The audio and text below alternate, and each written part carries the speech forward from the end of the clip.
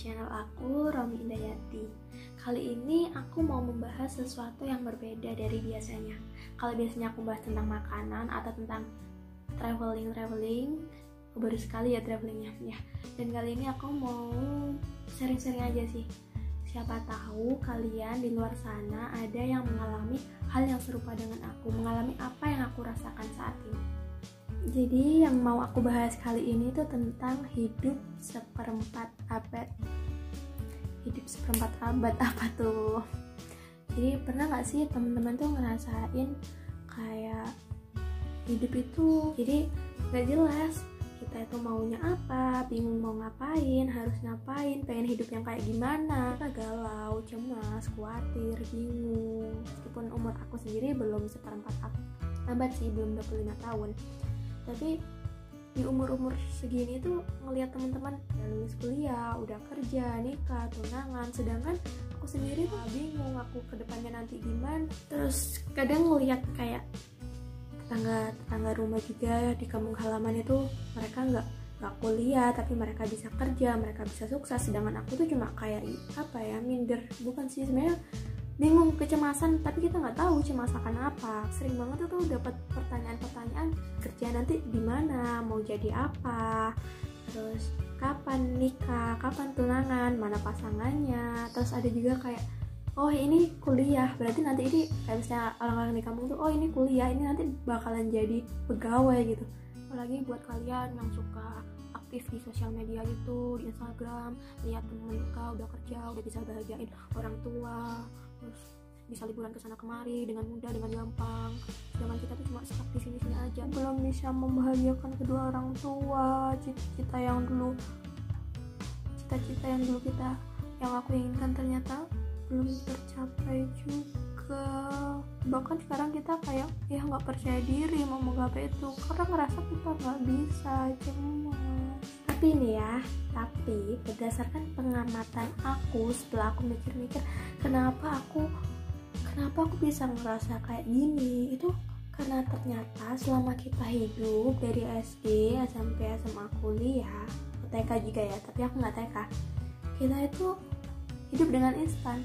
Semua itu karena kita tuh udah bergantung, udah kita ngikutin jalannya, maksudnya udah kita ngikutin jalannya. Habis lulus SD ya lanjutin SMP, lulus SMP lanjutin ke SMA, mau lulus ya tinggal UN bareng-bareng, belajar bareng, terus mau kesana kemari tanya orang tua ini boleh ya berangkat gitu. Sedangkan sekarang kita itu ketika lulus kuliah, skripsi, mau lulus aja skripsi masing-masing yang ngerjain, bukan UN lagi kayak aku SMA. Udah lulus juga kerja pun kita harus nyari sendiri. Jadi hal ini tuh dikarenakan keadaan yang selama ini kita lalui, kehidupan yang selama ini kita lalui itu instan. Sama ketika temennya lagi belajar ya kita belajar, ketika temennya lagi mau lulus SMP UN kita ya mau lulus SMP UN, sama gitu. Kita nggak dibingungkan dengan pilihan, kita dibingungkan dengan tujuan kita selanjutnya. Karena udah ada tahap-tahapannya gitu loh. Ini kehidupan yang telah kita lalui sebelumnya itu kita merasa aman. Karena apa? Karena kita tidak sendiri. Kita merasa, oh teman-temanku juga sekarang masih kelas 11, aku juga kelas 11, teman-temanku sekarang UN, aku juga UN, teman-temanku sekarang gini. Sama, kita masih punya teman, masih punya orang tua. Beda dengan ketika kita berada di mau lulus kuliah mahasiswa akhir atau yang sudah lulus kuliah. Kita udah gimana? Pernah gak sih kalian juga ngerasa kalau kalian tuh sendiri? Pertemanan semakin kecil, hidup kita tuh udah beda sama orang lain. Jadi kehidupan kita yang instan, yang sama dengan teman-teman itu jauh berbeda dengan kehidupan ketika kita udah hidup di seperempat abad. Di fase ini kita tuh harus bisa menentukan tujuan kita mau kemana, kerja di mana, mau jadi apa, harus ngapain, kapan nikah, kapan tunangan, kapan bahagiain orang tua. Ya Kadang kita merasa kita itu masih remaja, kita tuh masih anak kecil, padahal di fase ini kita itu harus memikirkan semua itu, memikirkan tentang tujuan hidup kita ke depannya tuh kayak gimana gitu. Di fase ini semua keputusan ada pada tangan kita, semua pilihan ada pada tangan kita, pada ya kita sendiri yang nentuin semuanya. Ketika lulus kuliah, kita punya tujuan hidup masing-masing, berbeda dengan teman seumuran kita, dengan teman sekawanan kita. Ada yang lanjutin S2, ada yang kerja, ada yang nikah, ada yang balik ke kampung halaman, ada yang lanjutin bisnis orang tua. Jadi pencapaian masing-masing dari kita tuh berbeda. Kalau dulu mungkin lo lulus SMA, gue juga udah lulus SMA, pencapaian kita sama. Lo masuk kuliah, gue juga masuk kuliah, pencapaian kita sama. Tapi ketika udah lulus kuliah, ada yang udah bekerja, jelas pencapaian dia udah bisa menghasilkan, dia udah bisa membantu orang tua. Yang lanjutin kuliah juga udah pencapaiannya, dia bisa pencapaiannya di akademi. Aku kalau bilang kayak ini kok aku ngerasa mengeluh terus menerus ya. Sebenarnya aku punya tips dan trik, tapi nggak aku bahas di video kali ini ya. Aku cuma pengen tahu aja sih, dari kalian tuh ada nggak sih yang ngerasa hidupnya sama kayak aku gini di umur segini gitu. Sebenarnya nih ya, kalau dipikir-pikir lagi, harusnya kita tuh bersyukur ya, kita tuh harus bersyukur. Yang kuliah juga harus bersyukur, karena apa, di luar sana tuh banyak yang nggak bisa kuliah, yang terkendala ekonomi, ada yang udah les sana sini ternyata nggak masuk. Terus yang bekerja juga harus bersyukur karena dia udah bisa dapat penghasilan sendiri, udah bisa membantu orang tua. Nah, cuma pencapaian kita tuh beda-beda. Nah, sebenarnya aku juga baca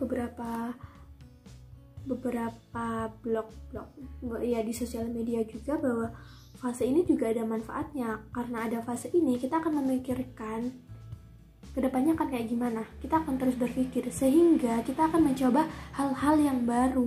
Kita akan mencoba mencari hal apa yang kita suka, hal apa yang akan kita minati. Kita kedepannya akan seperti apa, coba terus, berusaha terus. Nah, buruknya bagi mereka yang udah stres, nggak tahu mau gimana, akhirnya mereka nyerah. Ya udah, aku nganggur aja di rumah, ya udah aku diam aja di rumah. Mereka tuh nggak mau keluar dari zona nyaman gitu. Jadi ketika kita berada di fase ini, kita itu harus berusaha keluar dari zona nyaman. Kita harus memikirkan, tapi kita juga harus cari solusinya kayak gimana gitu. Kita harus mencoba mencari hal baru. Kita cari apa yang cocok dengan kita, apa yang kita minati, apa yang kita, ya udah. Fase ini kan memang fase yang akan memikirkan, yang membuat kita berpikir kedepannya akan kayak gimana, karena hidup kita itu beda dengan orang lain. Sehingga ya baiknya itu cobalah hal-hal yang baru. Buruknya bagi orang yang pemalas, dia akan tetap kayak gitu. Maka ocehanku gak jelas ya gitu dah.